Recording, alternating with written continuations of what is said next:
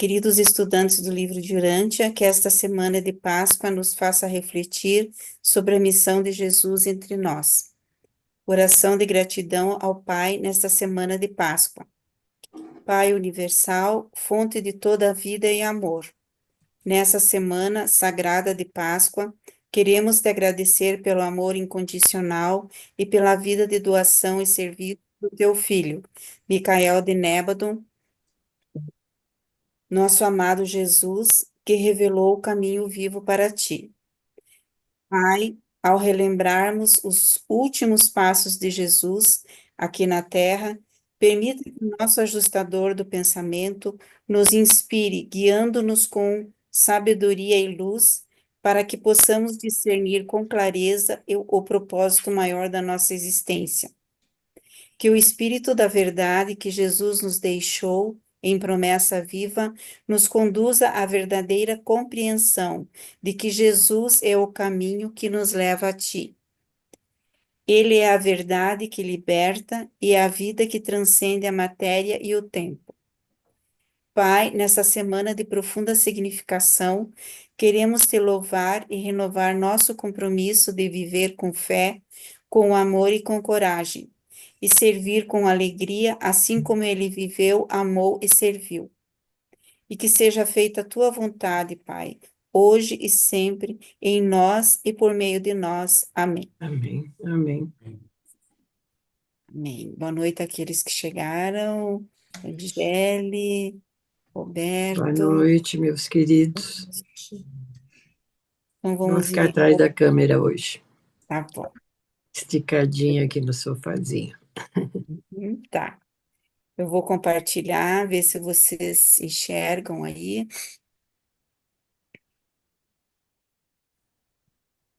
Quem gostaria de ler? Eu posso ler, Lilian. Tá joia. Obrigada. Documento 17.4, Judas e os sacerdotes. Documento 177, tópico 4, Judas e os sacerdotes principais. Pouco depois de Jesus e João Marcos haverem deixado o acampamento, Judas Iscariotes desapareceu de perto de seus irmãos, não retornando senão no final da tarde. Esse apóstolo confuso e descontente foi até Jerusalém, não obstante o pedido específico do seu mestre para que se abstivessem todos de entrar nos seus portões. Ele foi até lá às pressas para comparecer ao encontro com os inimigos de Jesus na casa de Caifás, o sumo sacerdote. Tratava-se de uma reunião informal do Sinédrio e havia sido marcada para pouco depois das 10 horas naquela manhã. Essa reunião foi convocada para discutir-se a natureza das acusações que seriam apresentadas contra Jesus e para decidir-se sobre o procedimento a ser empregado para trazê-lo perante as autoridades romanas, com o propósito de assegurar a confirmação civil necessária para a sentença de morte já decretada por eles.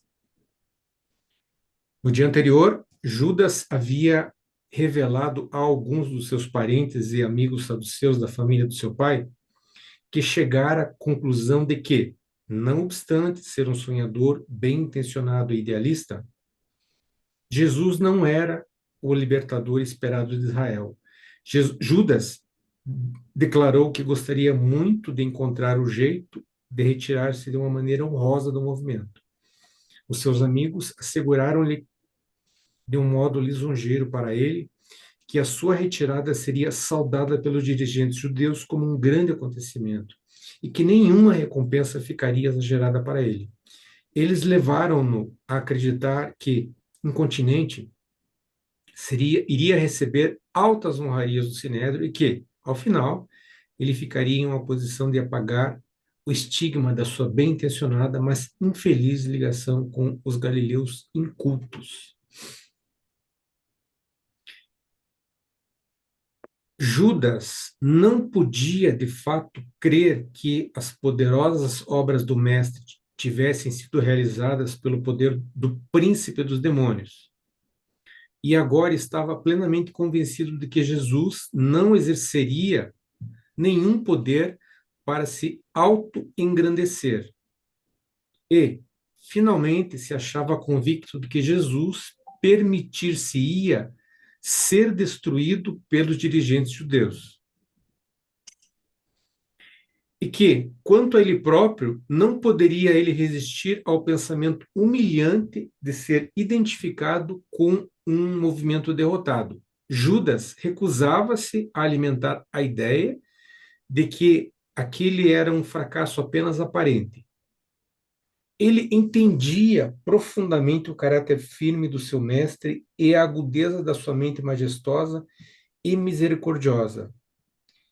E ainda assim, ele recebia com prazer, se bem que parcialmente, a sugestão de que um dos seus parentes, de que Jesus, conquanto fosse um fanático bem intencionado, provavelmente não estivesse com a mente sã, pois que dera sempre a impressão de ser uma pessoa estranha e mal compreendida. Essa parte ela é meio longa, Lilian. Nós continuamos lendo. Vocês querem discutir, querem voltar, querem fazer algum tipo de comentário, querem contribuir com a leitura?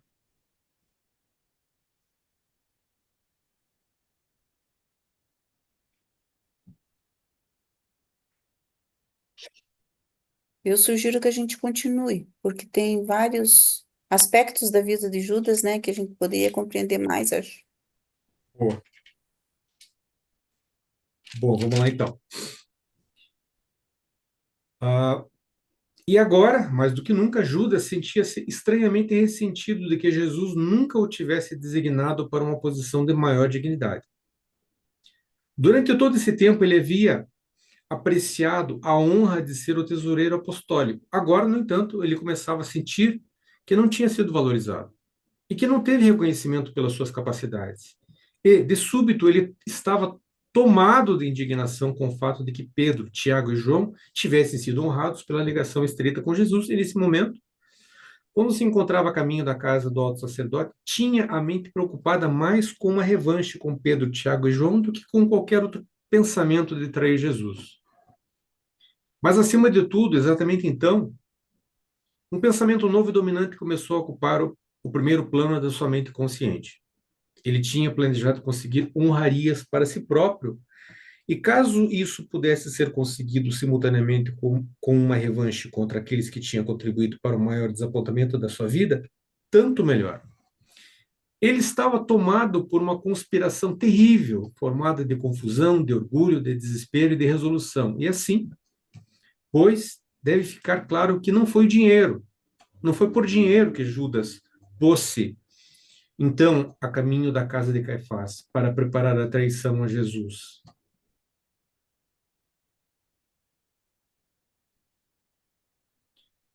Quando Judas aproximou-se da casa de Caifás, ele chegou à decisão final de abandonar Jesus e os seus seguidores e os seus companheiros apóstolos.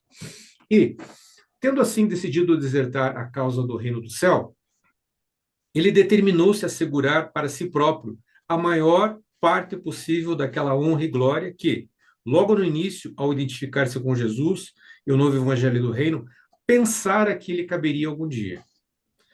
Todos os apóstolos, alguma vez, compartilharam dessa ambição com Judas. No entanto, com o passar do tempo, eles aprenderam a admirar a verdade e amar Jesus pelo menos mais do que Judas amou.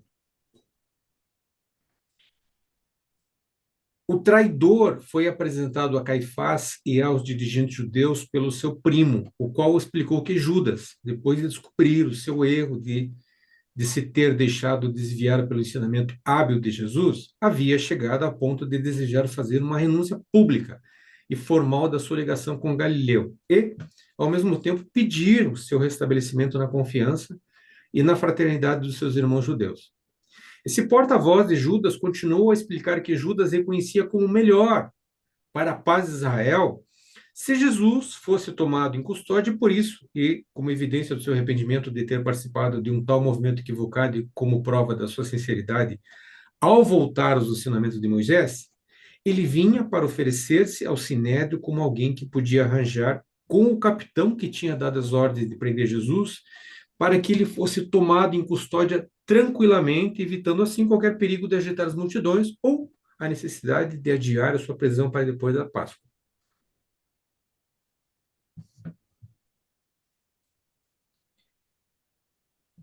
Quando esse primo terminou de falar, ele apresentou Judas que, aproximando-se do sumo sacerdote, disse: Tudo o que o meu primo prometeu eu farei, mas o que estáis dispostos a dar-me por este serviço? Judas não parecia discernir o olhar de desdém e mesmo de repugnância que vinha à face do orgulhoso e desumano Caifás. O coração de Judas estava todo voltado para a própria glória, almejando satisfazer a exaltação de si próprio. E Caifás abaixou então o seu olhar até o traidor enquanto dizia: Judas, vai ao capitão da guarda e arranja com aquele oficial para que tragam o teu mestre a nós nesta noite ou na noite de amanhã. E quando ele houver sido entregue por ti nas nossas mãos, receberá a tua recompensa por esse serviço. Quando Judas ouviu isso, saiu da presença dos sacerdotes principais e dos dirigentes para conferenciar com o capitão da guarda do templo sobre a maneira pela qual Jesus devia ser apreendido.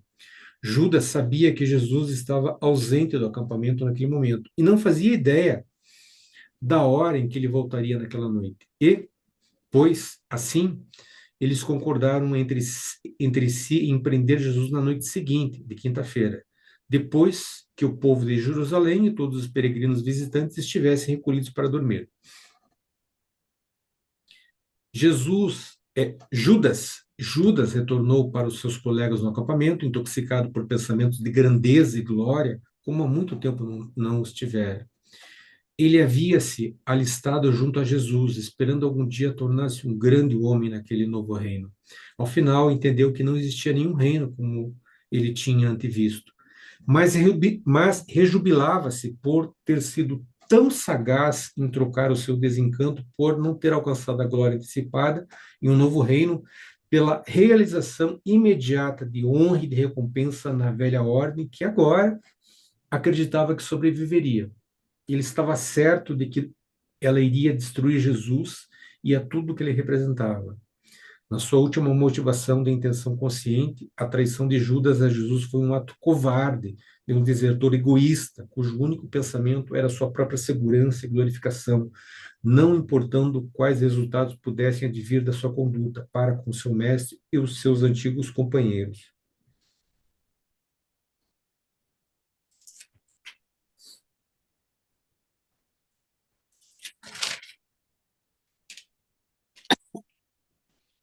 Prosseguimos? Quer parar um pouco, então? Faltam quantos capítulos? Quantos?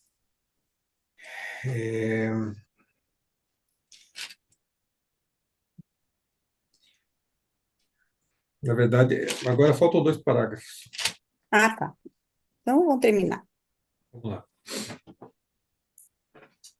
Mas sempre foi exatamente assim. Judas tinha muito tempo engajado-se nessa consciência deliberada, persistente, egoísta e vingativa de construir de forma progressiva na sua mente e colocar no seu coração esses desejos de ódio, de mal, de vingança e de deslealdade. Jesus amou e confiou em Judas, do mesmo modo que amou e confiou nos outros apóstolos, mas Judas não conseguiu desenvolver uma confiança leal, nem experimentou retribuir com um amor de todo o coração. E quão perigosa a ambição pode tornar-se uma vez que esteja totalmente casada com o egoísmo e sob a motivação suprema de uma vingança sombria e longamente contida. Que coisa esmagadora é a decepção nas vidas daquelas pessoas tolas que, ao fixarem as suas vistas nos atrativos obscuros e evanescentes do tempo, se tornam cegas para as realizações superiores e mais reais de alcance permanente nos mundos eternos, dos valores divinos e das realidades espirituais verdadeiras.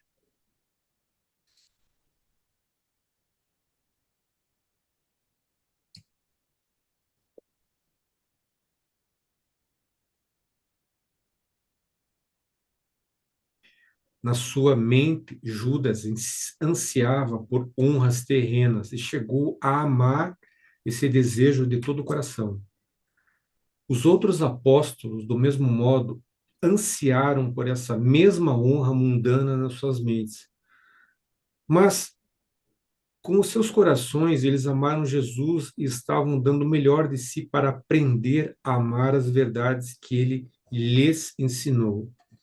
Naquele momento, Judas não se deu conta disso, mas tinha sido subconscientemente um crítico de Jesus, desde que João Batista fora decapitado por Herodes.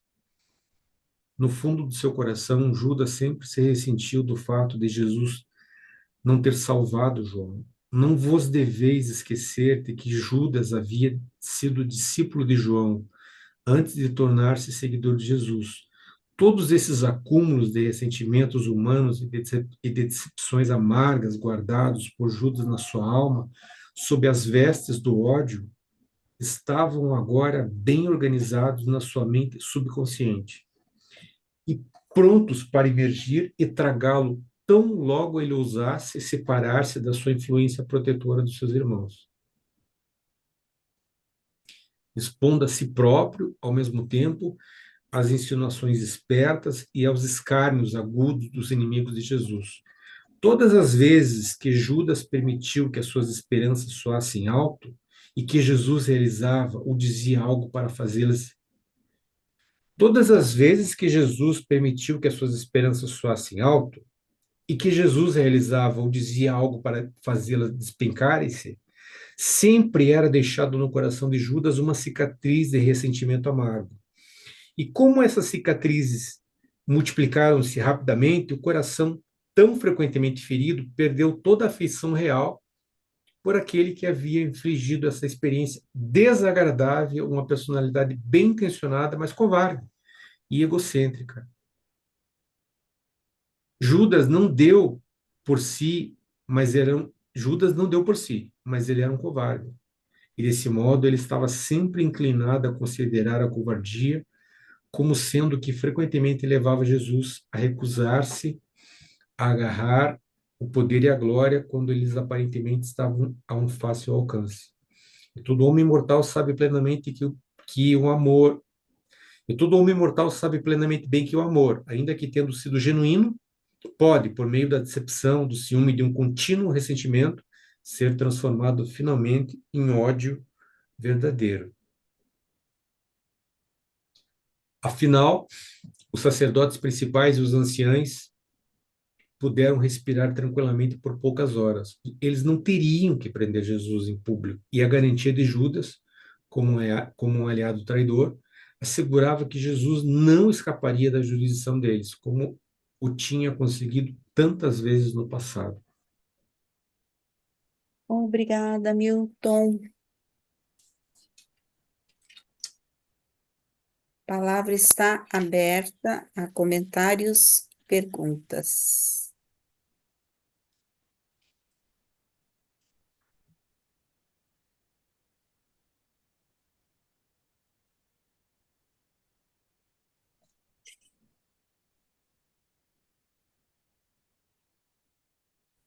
Pode falar, Hélio.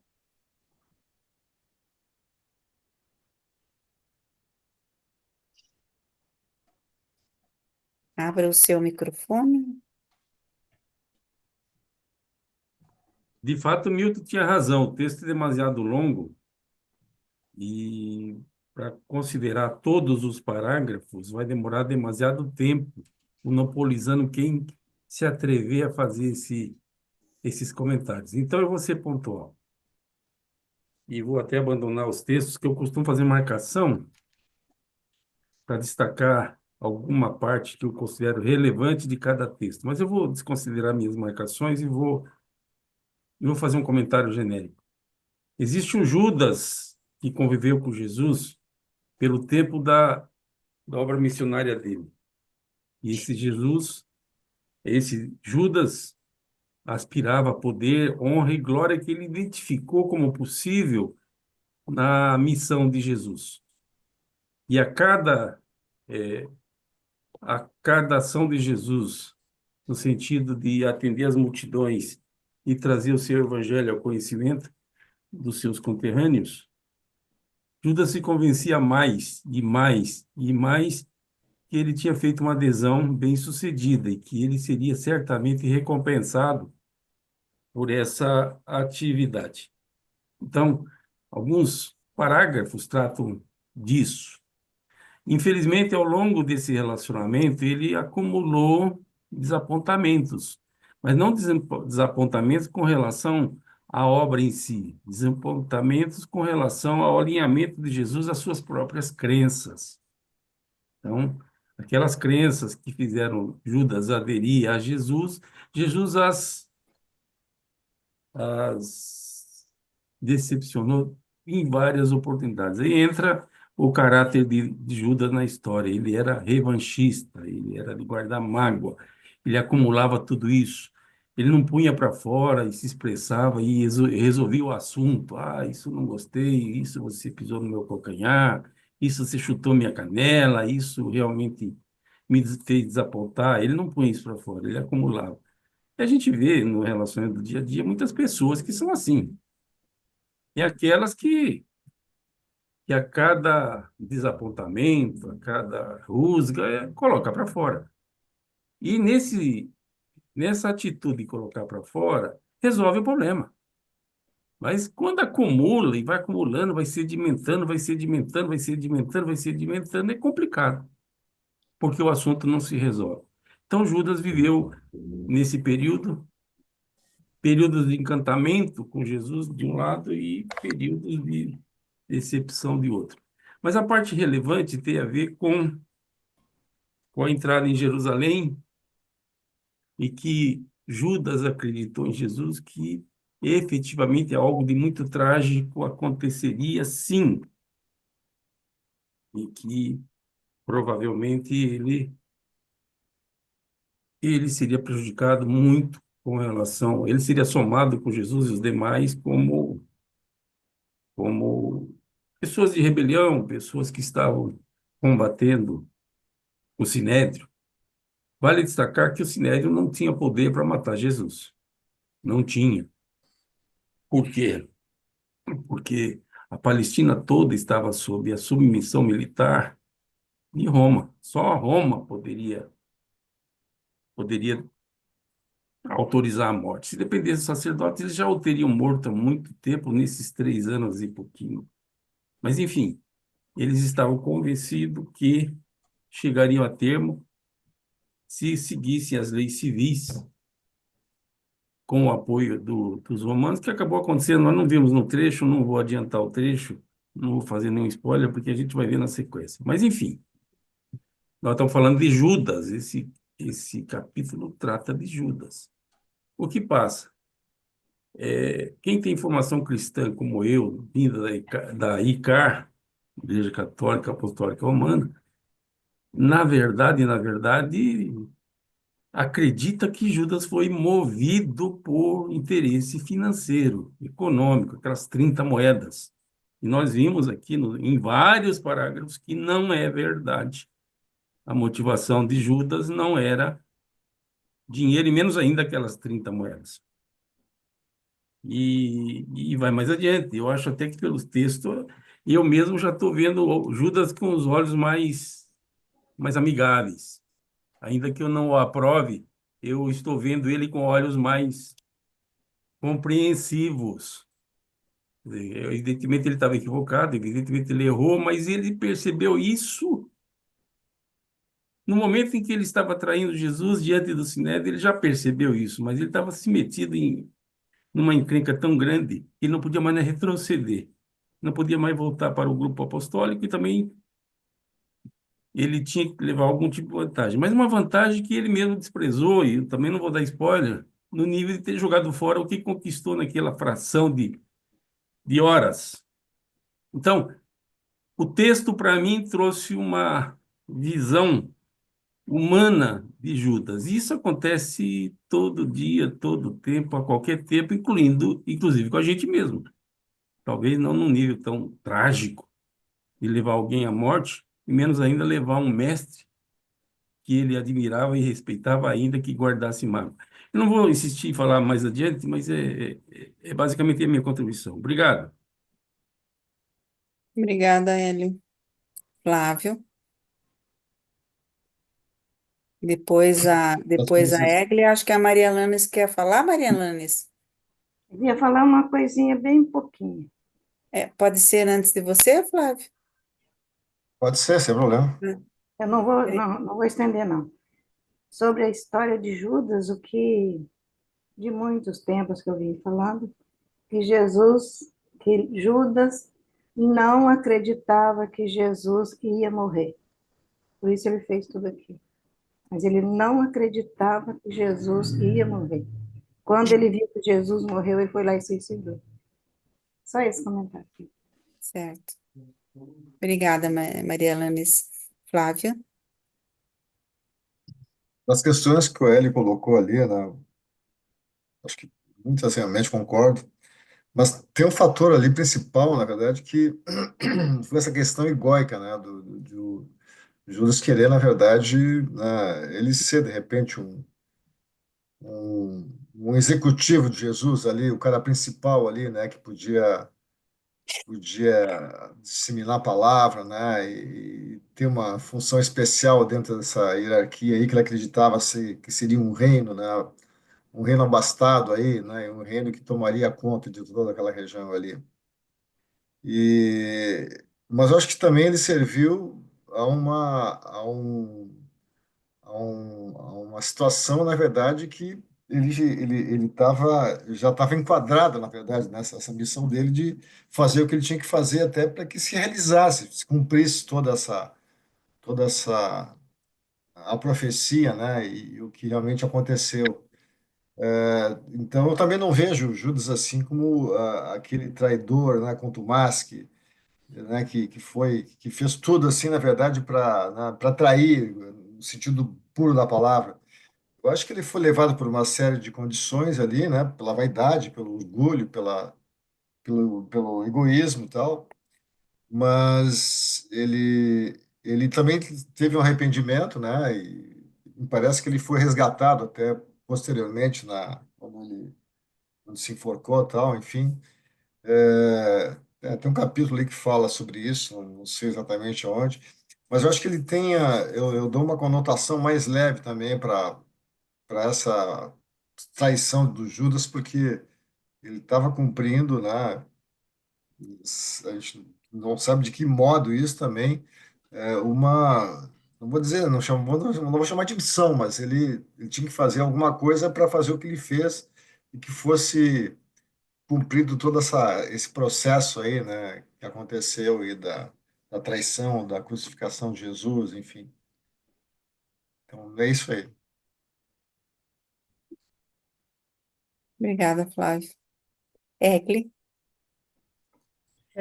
Esse tópico, para mim, ele é uma pura reflexão sobre um caráter, né? Como um caráter vingativo, o ressentimento, a autoimportância, os aspectos que todos nós temos e às vezes buscamos também, e o quanto que a ambição, né? Deve ter uma frase assim, a ambição casada com o egoísmo e mais motivada pela vingança leva pessoas, né? E aí, no caso, Judas, a destruir a capacidade de amar, né? E de entender e ampliar mais horizontes e fazer falácias com a sua própria vida, né? Fazer coisas que prejudica e que faz a pessoa no caso do Judas, até houve um arrependimento através do suicídio dele, né? Mas eu acho que isso é uma reflexão muito grande, sem característica que nós trazemos, que muitas vezes precisa ser trabalhadas dentro de nós, observadas, né? Para que a gente possa ampliar nossa capacidade de amar, né? Porque com isso tudo, o que ele fez é destruir a si mesmo e também destruir um ser divino que transbordava amor, né? Então, esse texto assim é muito impactante perceber assim o quanto que determinadas características da pessoa, né, que se identifica com aspectos mais negativos da nossa psique, pode tornar assim a vida muito destrutiva, né, para o outro e para si mesmo também, né, porque não evolui espiritualmente. É isso que eu queria comentar. Obrigada, Egli. Roberto.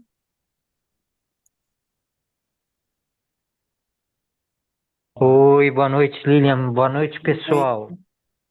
Olha, Noite. existe no texto um- um- uma revelação que eu acho muito importante para a gente compreender as pessoas. Você pode colocar o texto, Lilian, na tela? Sim. É o parágrafo 177, tópico 4, parágrafo 11. Quando ele vai falando todas as vezes que Judas permitiu. Tá vendo essa parte? Ó?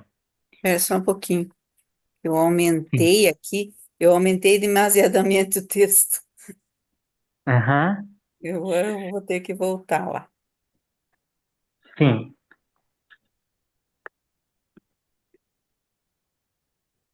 É 174,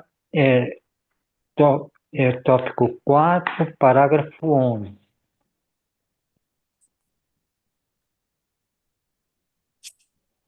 Isso é muito importante. Eu acho que é um dos grandes insights psicológicos para a gente conhecer as pessoas. Pronto. Então, vamos lá.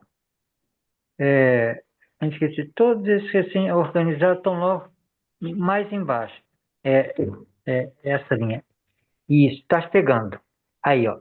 Todas as vezes que Judas permitiu que as suas esperanças soassem alto e que Jesus realizava ou dizia algo para fazê-las despencarem, sempre era deixado no coração de Judas uma cicatriz de ressentimento amargo.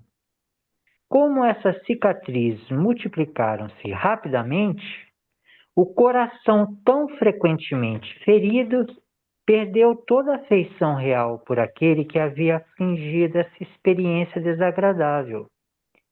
Uma personalidade bem intencionada e agora, mas covarde e egocêntrica. Aí ele diz: Judas não deu por si, mas ele era um covarde. E agora o principal. E desse modo, ele estava sempre inclinado a considerar a covardia como sendo que frequentemente levava Jesus a recusar a agarrar o poder ou a glória quando eles aparentemente estavam em um fácil alcance. Veja, Judas era covarde.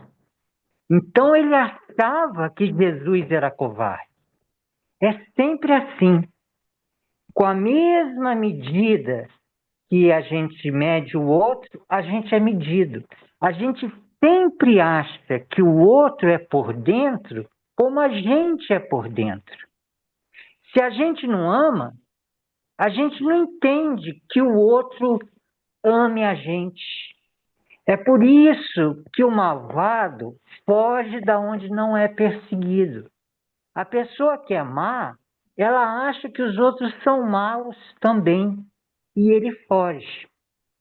Então, em essência, como lá na frente os reveladores vão dizer que alguns dos outros apóstolos, eles eram também isolados como Judas, mas ao longo do tempo eles desenvolveram um amor. Quando você ama, você concebe que o outro te ame. E quando você se sente amado, você nunca trai. Entendeu? Como Judas não desenvolveu o amor, ele não achava que Jesus o amava, ele não entendia o que era isso. Então, ele era capaz de trair. Como Judas era covarde, ele julgava que Jesus não aproveitava as oportunidades por covardia. Então, isso me faz entender o que ele viveu. E a moral da história é que a gente sempre julga o outro pelo que a gente é por dentro. A gente não está dentro das outras pessoas. Então, quando a gente observa o comportamento das outras pessoas, a gente acha que o motivo das outras pessoas são os nossos. É isso que eu observei e eu acho que é a causa principal. Judas não amava e era covarde.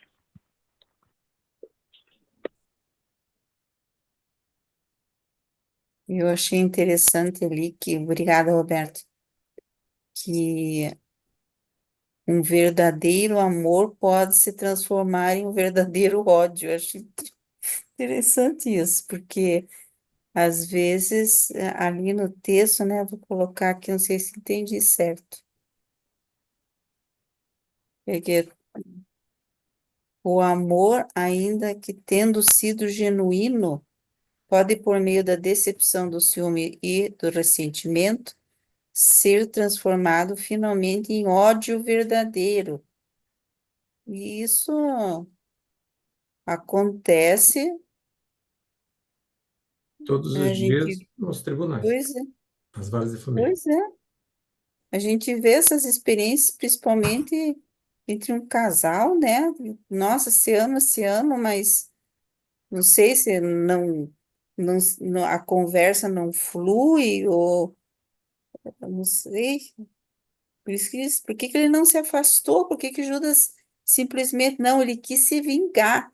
Foi assim ele queria poder, assim como os outros discípulos também queriam, né? Um sentar-se à direita, outro sentar-se à esquerda. Ele também. E daí aquela ganância que ele tinha pelo poder de ser reconhecido, né? Ele não era humilde, a humildade ali não existia. Para outros discípulos também não, mas eles foram crescendo ali espiritualmente, né? Mas o Judas aconteceu ao contrário. Ele foi se decepcionando porque aquilo não acontecia, daí Jesus dava mais atenção pro André, pro Pedro, pro Tiago, e ele viu, nossa, mas eu estou ficando para trás aí, né? E o pior é que, com todo o amor que Jesus tinha dado para ele, um amor puro de um Deus, né? E ele quis se vingar. Ele quis se vingar. Isso é gravíssimo, gente. Ele poderia ter se afastado, simplesmente, ressentido, né? Se afastado, ressentido, ido embora. Mas não, ele quis se vingar e trair Jesus, né? Ou então, dá até para pensar, não, ele quis fazer com que Jesus assumisse de uma vez o reinado temporal, mas trair Jesus, chegar a esse ponto, né? Ou então colocar Jesus numa, numa situação em que ele tinha que tomar uma atitude mais drástica, né? Não, agora que eu estou em perigo de vida aqui, não, agora eu vou fazer aqui um milagre, vou me salvar. Ele disse, não, Jesus. Então é bem difícil essa situação, né? Mas, se você for ver, quantas pessoas não fazem isso diante do amor do amor que Deus tem por todos nós? Deus nos ama imensamente. E nós, por isso que às vezes eu entendo quando a igreja diz, né, que nós, cada vez que não escolhemos fazer a vontade de Deus, crucificamos o próprio Deus. Crucificamos ou temos uma parte, né, nessa crucificação. É difícil a gente pensar assim, né? Não sei se, mas que nós temos uma atitude parecida com a de Judas, né? Não se compara, não se comparando, mas e ao mesmo tempo assim eu fico pensando como? que pode um discípulo de Jesus, né, ter uma atitude tão assim, tão de traição, é uma coisa assim que a gente fica pasmo, né? Pasmo. E também eu não consigo imaginar como que uma pessoa consegue ficar remoendo, porque o que aconteceu é que Judas não perdoou, ele sempre não perdoou Jesus por não ter salvo João. Ele não perdoou Jesus por ter dito algumas coisas que, inclusive, teve um episódio em que Jesus, quando a mulher estava derramando o, o óleo, né, nos pés de Jesus, foi aquilo que foi a gota d'água para João, porque ele disse assim, mas esse óleo aí é caríssimo, isso aí alimentaria muitos pobres. Daí Jesus repreendeu ele, né, que ele disse assim, você não sabe o que essa mulher está fazendo.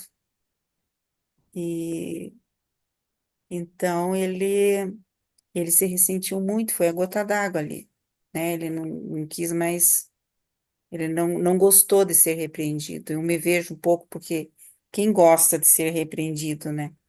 Mas ali é uma questão de humildade, humildade e quanto a gente deve, eu me vejo assim, né? Quanto a gente deve exercitar ser humilde, reconhecer os erros, dizer, não, eu estou errado, né? Eu não estou indo. Porque Jesus tinha ensinado tudo para eles, todo o amor, o perdão, a compaixão. Então, às vezes eu fico pensando, mas como que um ser humano não consegue, né, superar e vive com o coração cheio de ódio? Eu fico pensando, como é que pode uma pessoa alimentar tanto ódio a ponto de perder a salvação, sabe? Eu acho assim, e mesmo esses tempos, o Neemias falava, né, nas, na- nas palestras dele, que ele não sabe, a gente não pode julgar Judas também, a gente não pode julgar ninguém, né? Ou que ele está perdido, ou que ele não teve salvação, porque Deus é misericórdia infinita e a gente não sabe o que se passou no coração dele. O fato é que ele se arrependeu amargamente do que ele fez, né? Não sei, ele se arrependeu amargamente da atitude que ele tomou, ali. Então, quem sabe. Agora, outro fato é que o nome dele é evitado em todo o nosso universo, né? Não sei se alguém tem mais algum comentário, eu queria ressaltar mais algum fato do texto.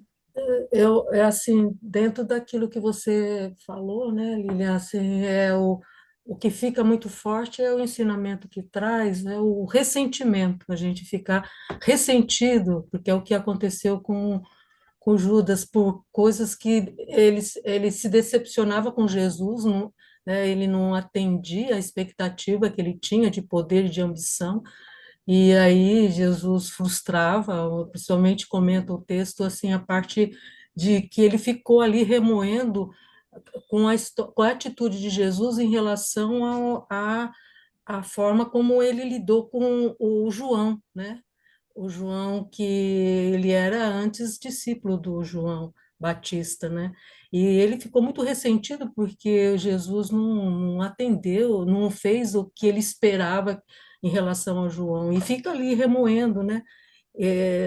Sentimentos negativos o tempo todo em relação a isso, vai acumulando com outro, com outro, com outro, até que vai chegando o momento em que vai arquitetando o plano para se vingar, né? Então, isso é um ensinamento muito interessante para a gente não estar trazendo essas negatividades que muitas vezes é muito natural de nós, seres humanos, trazer isso na nossa mente, né? E liberar isso, e limpar isso é a nossa tarefa, né? Nossa autorresponsabilidade, essas, esses escárnios que nós trazemos também, que faz parte da nossa realidade humana e animal também, mas eu acho que é um texto bastante que nos ensina bastante sobre essa característica, né? Porque detalha muito as características da personalidade, né? E os reveladores trazem isso para a gente também trazer esse aprendizado desses ensinamentos, né? É isso que eu queria completar aí dentro do que você falou. Uhum, verdade. Obrigada, Egli. Roberto. Olha, isso que a Egli falou,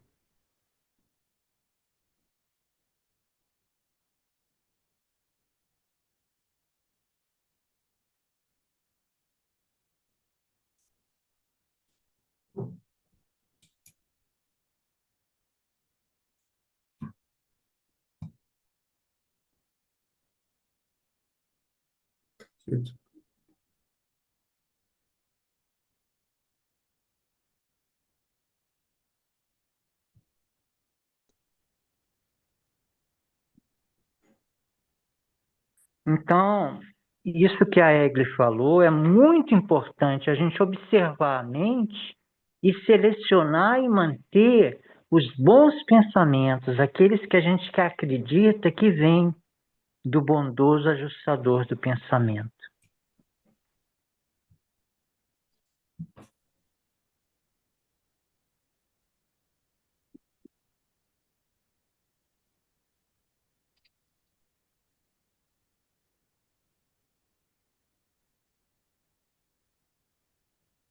Alô? Eu concluí, Lilian. Obrigado pela Ah, oportunidade. obrigada, Roberto. Não, eu caí. Não sei se toda a sala, acho que fui só eu que caí. Não, eu também fiquei sem som. É, ah, tá. É, acho que não sei se foi o próprio Zoom. Não tá. Mais alguém? O Leopoldo deixou uma pergunta aí para nós responder. Ah, Se Jesus não tivesse traído Jesus, será que um outro apóstolo faria? Porque, a depender de como nós leiamos o livro de Urântia, nós ficamos com a impressão de que vários dos acontecimentos da vida de Jesus precisaram ter acontecido. A Lília, está aí. Então, Jesus precisaria vivenciar a experiência de ser pai, de ser arrimo de família, de ser órfão, de ser, enfim. Então, ocorreu de José vir a faltar quando Jesus tinha 13, 14 anos. Então, vários acontecimentos ali colaboraram para que Jesus pudesse ter toda essa experiência que ele precisava ter aqui na sua outorga mortal. E daí a pergunta também feita pelo Leopoldo, porque muitos dos acontecimentos finais da vida de Jesus já eram antecipados por ele. Ele já trazia muito do final que ele teria. Ele já sabia que ele seria, ele morreria pelas mãos do Sinédrio. Detalhes de como isso ocorreria já eram antecipados, eventuais datas, prognóstico e tudo mais. Então, eventualmente a gente é levado a acreditar que, em não havendo um traidor dentre os 12, nada disso teria ocorrido. E daí a pertinência da pergunta do Leopoldo: será que outro o teria feito?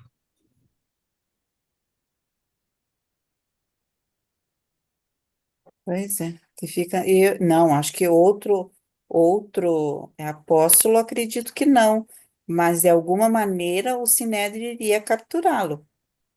Ele iria capturar Jesus, porque ele estava ali em Jerusalém, né? Então, acho que ele ia ser capturado de alguma maneira. Eles iam emboscar ele, como eles tentaram fazer em outras oportunidades, e iriam prendê-lo, enquanto ele estivesse meio afastado do povo, né? Penso eu. O Aélio pediu para colaborar. É, Foi muito boa a pergunta do Leopoldo e a contribuição do Milton. A bem da verdade, na cristandade existe muita controvérsia com relação a isso. Mas vamos ficar apenas no movimento urantiano. Eu já tive a oportunidade de ouvir em relação a isso várias coisas e conflitantes. Conflitantes. Então, o que passa? 700 mil Micaéis. O nosso é apenas um em 700 mil Micaéis. E o protocolo é igual para todos os 700 mil Micaéis. Eles passam pelo experimento 1, 2, 3, 4, 5, 6 e 7. O último dos experimentos, que todos os 700 mil Micaéis se subordinam, é o de nascer de uma mulher num planeta da sua criação. O nosso foi aqui em Urântia. Já foi discutido, eu não vou me estender, não quero me estender, até porque não quero me estender, mas enfim, já foi discutido bastante se Jesus, na cristandade dizem que Jesus veio a esse mundo para resgatar a humanidade de um pecado que o casal adâmico trouxe. A humanidade nasceu com o pecado original e que estava condenada a humanidade inteira à morte, e que Deus, no seu imenso amor, justiça e misericórdia, exigiu uma compensação, e a compensação era a morte do seu filho, o derramamento de sangue, o que, de certo modo, conspira contra o que a gente pensa sobre amor, misericórdia e amor, misericórdia e justiça. Como é que um pai humano já é difícil de imaginar querer o sangue de um filho pelo motivo que seja. Um pai como Deus é muito mais complicado. Mas eu não vou me estender também, porque nós já discutimos isso em outras oportunidades. A pergunta do Leopoldo. Jesus seria morto, sim, porque o Sinédrio já tinha articulado a prisão e morte dele, sim. E, na verdade, não precisaria da contribuição de um apóstolo, não precisaria da contribuição de um Judas, muito embora na escritura judaica isso já tivesse sido profetizado. Aí Jesus não veio para salvar a humanidade, veio para dar cumprimento à profecia, o que torna mais ridículo ainda, muito mais ridículo. Jesus se subordinou para dar cumprimento a uma profecia dos judeus. Isso eu acho ridículo. Mas, enfim, ridículo ou não, uma parte significativa da humanidade crê nisso. Então, Leopoldo, eu tenho por a mim que Jesus morreria. A minha dúvida maior não é se ele seria traído ou se ele morreria. A minha dúvida é por que ele não permitiu a si próprio ser morto nas condições. Porque ele permitiu o sofrimento do Judas. Porque ele permitiu que a humanidade toda ficasse com esse complexo de culpa, porque não foi só o Judas que traiu.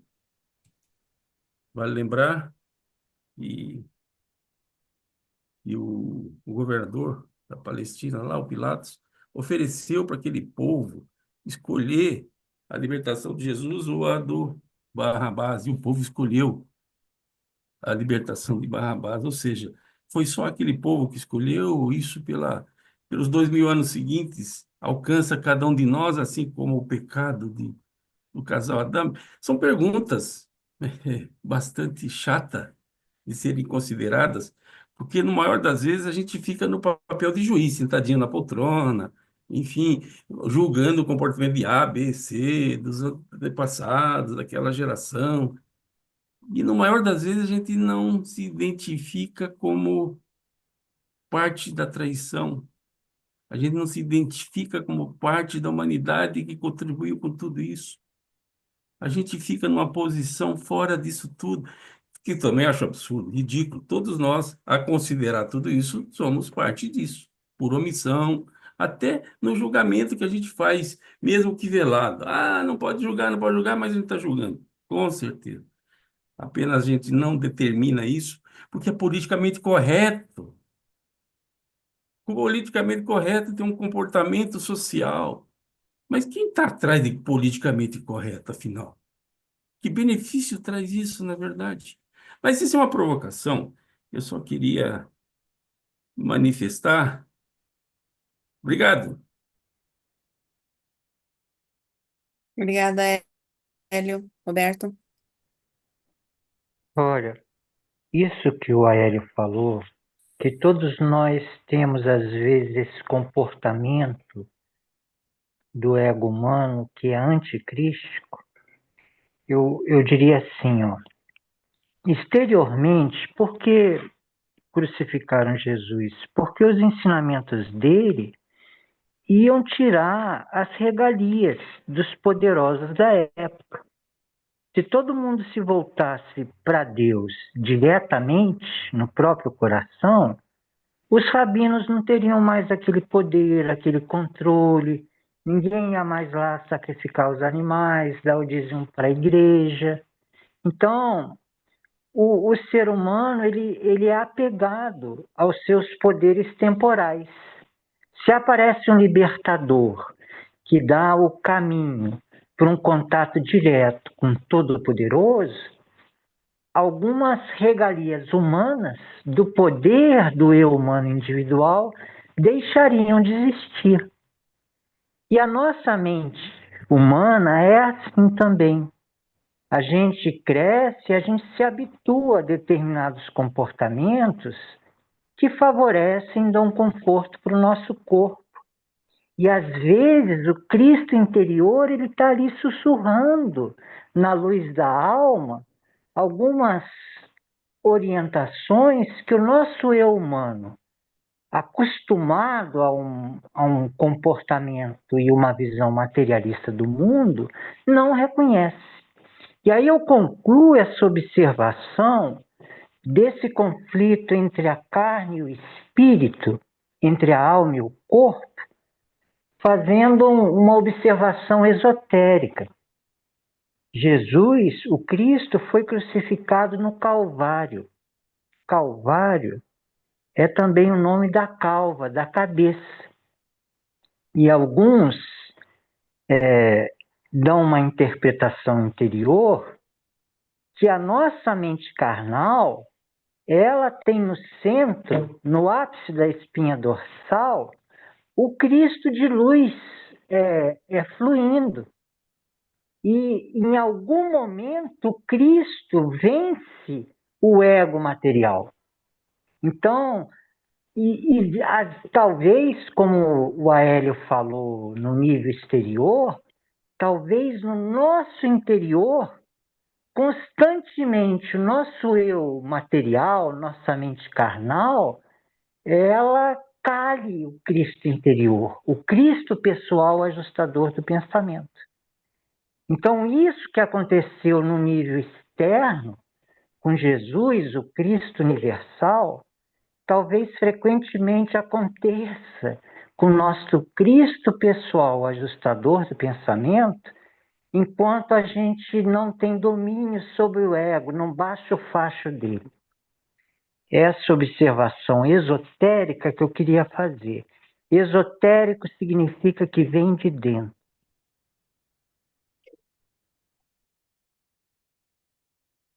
Obrigada, Roberto.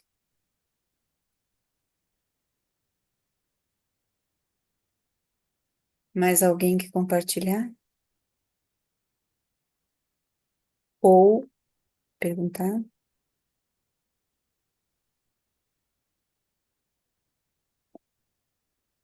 Ou vamos continuar a nossa leitura? Quem quer fazer a leitura?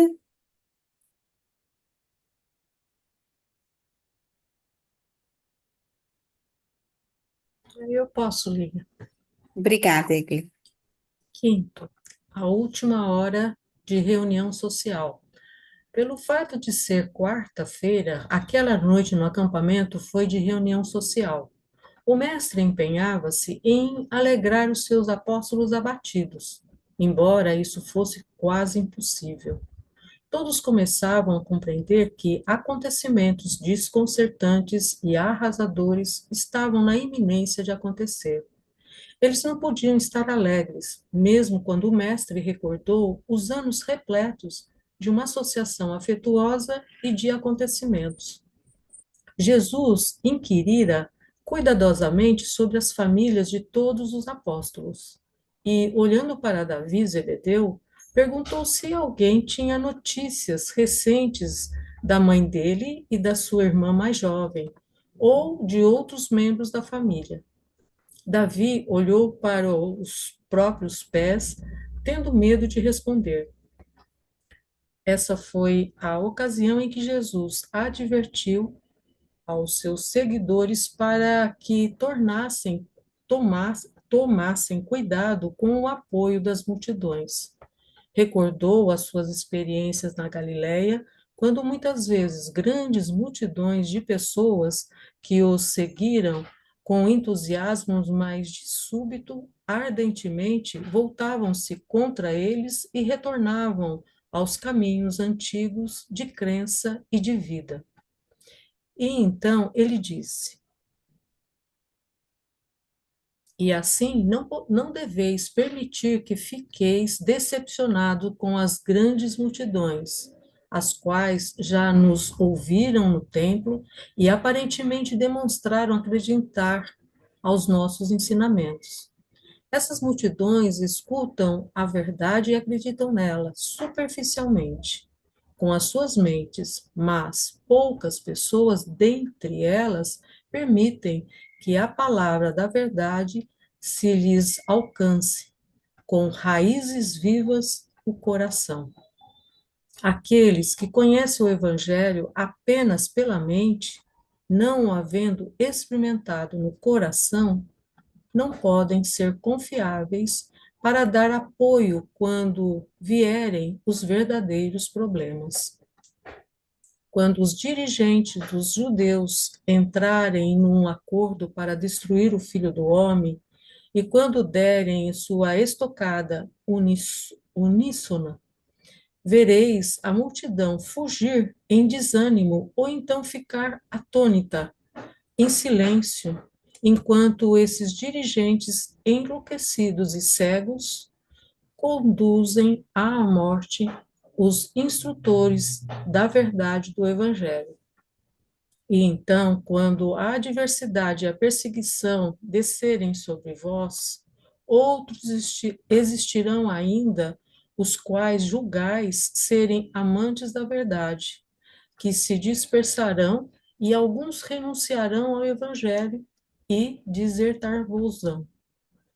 Alguns que estiverem bem perto de vós, de nós, já decidiram desertar. Vós descansastes hoje em preparação para os tempos que virão em breve. Vigiai, pois, e orai, para que amanhã possais estar fortalecidos para os dias que temos pela frente. A atmosfera do campamento estava carregada de uma tensão inexplicável. Os mensageiros, em silêncio, iam e vinham, comunicando-se apenas com Davi e Zebedeu. Antes de terminar a noitinha, alguns sabiam que Lázaro havia fugido apressadamente de Betânia. João Marcos permanecia sinistramente silencioso após retornar ao acampamento, não obstante tivesse passado o dia inteiro na companhia do mestre. Cada esforço para persuadi-lo a falar apenas indicava claramente que Jesus tinha dito a ele para nada contar. Mesmo o bom humor do mestre e a sua sociabilidade inusitada amedrontavam a todos. Todos sentiam a aproximação certa de um isolamento terrível que eles compreendiam, cairiam sobre eles com uma rapidez esmagadora e um terror inexplicável. Vagamente pressentiam o que viria, e nenhum deles se achava preparado para enfrentar a prova. O mestre tinha estado fora o dia inteiro, e eles haviam sentido a sua falta muito intensamente. Essa quarta-feira à noite marcou o ponto mais baixo do status espiritual deles, até a hora real da morte do Mestre. Embora o dia seguinte estivesse um dia mais próximo da trágica sexta-feira, ainda assim, Jesus estava entre eles e todos puderam passar por aquelas horas ansiosas um pouco mais condignamente. Era um pouco antes da meia-noite quando Jesus, sabendo que esta seria a última noite que ele passaria dormindo junto à sua família escolhida na terra, disse ao dispensar a todos para dormir: Ide para o vosso sono, meus irmãos, e a paz esteja convosco, até que nos levantemos amanhã, um dia a mais, para fazer a vontade do Pai e experimentar a alegria de saber que somos filhos seus. Obrigada, Evelyn. Eu acho assim maravilhoso, né, que Jesus, diante de tudo que ele ia passar, e ele sabia que ele ia passar tudo isso, né, ele deseja paz, ele traz um certo conforto para os apóstolos, né, e ele diz essas palavras maravilhosas, né, ide para o vosso sono, meus irmãos, e a paz seja convosco, até que nos levantemos amanhã, um dia a mais para fazer a vontade do Pai e experimentar a alegria de saber que somos filhos seus. Que lindo isso, né? Eu acho que devia fazer assim um post, assim, um quadro, né? Muito lindo. Então está aberto a perguntas e comentários.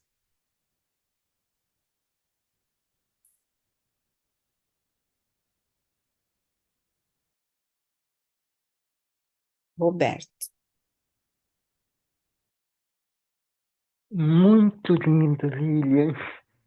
Acordar amanhã com mais um dia de oportunidade para fazer a vontade do nosso Pai e experimentar a alegria de que somos filhos dele. Resumiu toda a felicidade do reino, né? Olha, Lilian, você pode colocar o parágrafo 2 desse tópico 5?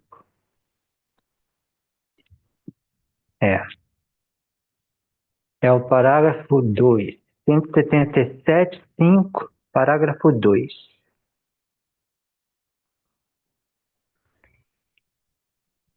Isso, minha irmã. Olha, eu vou ler o que Jesus está falando das multidões. Olha o que ele diz aí, ó. As multidões escutam a verdade e acreditam nela superficialmente com suas mentes, mas poucas pessoas dentre elas permitem que a palavra de verdade se lhes alcance com raízes vivas o coração. Olha essa frase, que a palavra de verdade lhes alcance com raízes vivas o coração. Eu estou convencido que o livro de Urântia é um mapa da realidade com múltiplas camadas de significado.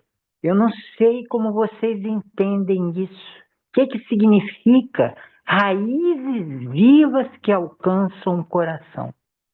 Agora eu vou dizer o significado que eu percebi aí. Olha, as multidões escutam a verdade e acreditam nela superficialmente com suas mentes. A gente pode intelectualmente ler o livro de Urântia e acreditar no livro de Urântia com a nossa mente. Mas existe uma experiência que é mais do que isso, que é quando você sente uma presença viva no seu coração, no coração da mente, no coração da alma. É uma experiência. É mais do que um entendimento intelectual. é uma experiência de você sentir a presença de Deus. E olha como Jesus falou dessa experiência. Quando ouvirem aparentemente e tal, permitem que a verdade se lhes alcance com as raízes vivas o coração. A verdade viva alcança o coração, então você experimenta uma presença. É mais do que uma crença intelectual, é uma experiência viva. E ele disse tudo isso aí de uma maneira quase que poética. O livro de Urantia é um mapa da realidade com múltiplas camadas de significado.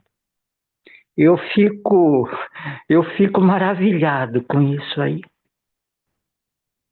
É isso. Obrigada, Roberto.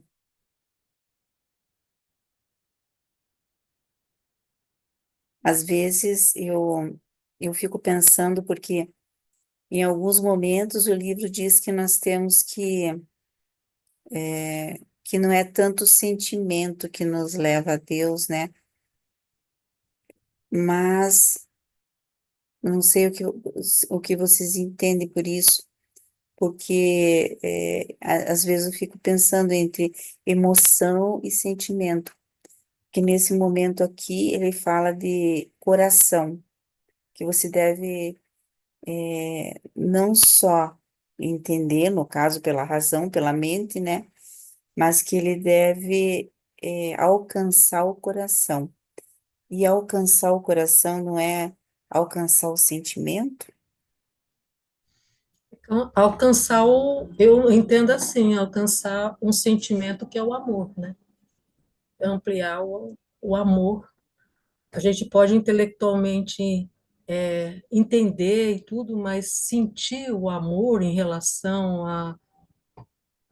é um outro passo, em relação ao que a gente está lendo, em relação àquilo, o amor por Deus, a gente vai ampliando na medida que os pensamentos, porque os pensamentos, eles são muito importantes para a gente poder acionar a capacidade de sentir e sentir o amor, né? Eu entendo isso, assim, que ele quer dizer na raiz do coração, acho que é esse sentimento mais profundo, e o amor, ele é uma ramificação de tantos outros sentimentos elaborados, como o perdão, como também a compreensão, a compaixão, a misericórdia, etc., né? Então, acho que eu entendo que é isso, assim, a gente acionar essa raiz importante no coração, através dos pensamentos positivos, amorosos, né? Aham. Junta tudo. Sim, obrigada, Egli. Roberto, Olha, que profundo é o nosso diálogo.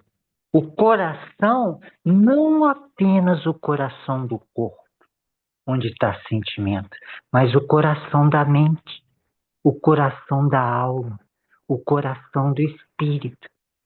Veja bem, amar a Deus de todas as forças do corpo, todo o entendimento da mente, toda a alma e todo o coração. Esse todo o coração não é só o coração do corpo físico, onde a gente sente. É também o coração da mente, o coração da alma e até o coração divino. E o que é o coração no sentido amplo? É o amor que a Egli falou. O amor é esse movimento do coração, esse processo da vida de pulsar. Tem o revelador, ele diz assim: a vida é um processo entre o indivíduo e o ambiente. Qual é esse processo? Esse movimento de pulsação. Amor é não morte, que é a mesma coisa que vida. E todos os ciclos de vida são essa pulsação. Então, é o coração do corpo, onde a gente sente, como você falou, Lívia, mas há também o coração da mente. A mente que expande na vigília, contrai no sono e que harmoniza o interior e o exterior. É o amor, o coração da mente, o coração da alma. imagina a nossa alma, que ela fica grande e começa a pulsar. Tum, tum, tum. E sincroniza com o coração da criatura intermediária. Imagina a mente moroncial da criatura intermediária secundária e o coração dela pulsando em sincronismo com a nossa alma. Então, coração, aí que Jesus falou, não apenas na mente intelectual, mas as raízes vivas alcançando o coração, eu acho que ele está falando de coração no sentido amplo. Coração, vida, amor, material, moroncial, intelectual e espiritual. É isso. Obrigada, Roberto. Às vezes eu fico pensando, porque sei, as pessoas se identificam com tantas coisas e não sei, a minha experiência acho que é um pouco diferente, porque tem pessoas que se identificam mesmo com coisas que não são muito católicas, como diz outra, que não são muito cristãs, né? E elas se identificam com aquilo, uma vida mundana, uma vida né, de diferente, sim, do amor de Deus, e depois conhecem o amor de Deus e se transformam. E vêm, porque aqueles caminhos não levam à tristeza, levam à solidão, levam ao ressentimento, né? Tantos outros sentimentos que não são tão que trazem tristezas à vida, né? E depois encontram o amor de Deus e se identificam e mudam. Mas algumas pessoas, mesmo conhecendo esse amor, elas não mudam, né? E há ainda aquelas que conhecem o amor e escolhem, como Judas, né, no caso, e escolhem outros caminhos. E ali a gente viu que mesmo conhecendo a Jesus, ao Evangelho, ali Jesus disse, né, muitos os abandonarão, é. E a gente sabe que a maioria dos apóstolos morreu tragicamente. Por quê? Porque muitos não entendiam essa, essa novidade do amor. Porém, muitos se identificaram, graças a Deus, com todos os reveses, né? Mais de 2,5 bilhões de pessoas se identificam com os ideais cristãos. E muito mais pessoas se identificam com as religiões do amor, com a crença em Deus. Então, nós estamos no caminho, né?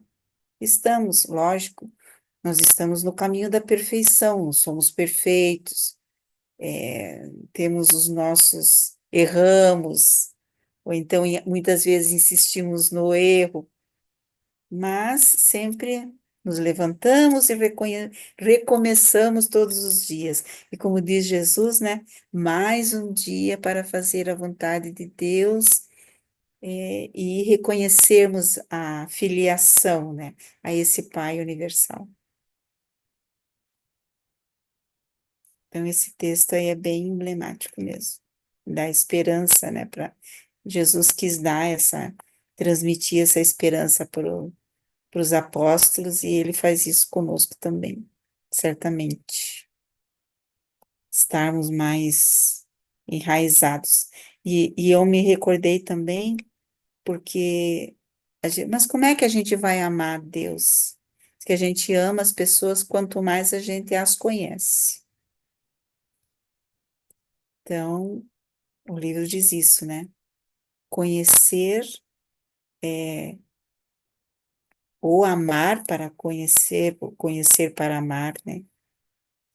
E a gente sabe as razões, muitas vezes a gente observa e diz, nossa, mas aquela pessoa, né? Ela parece ser assim, mas quando você vai conversar com ela e vê as razões, você entende a pessoa. E no outro momento também ele diz que é amar a Deus para que você consiga, né?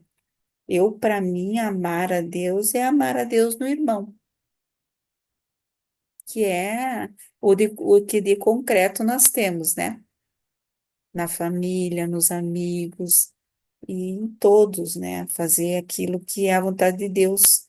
E que é a vontade de Deus. Amar como Jesus amou. Quem é que fala? Amar como Jesus, Angélica. Amar como Jesus amou, né? Não simplesmente amar ao próximo, mas amar como Jesus amou, que é um passo a mais. Amar aos outros como filhos até, filhos de Deus.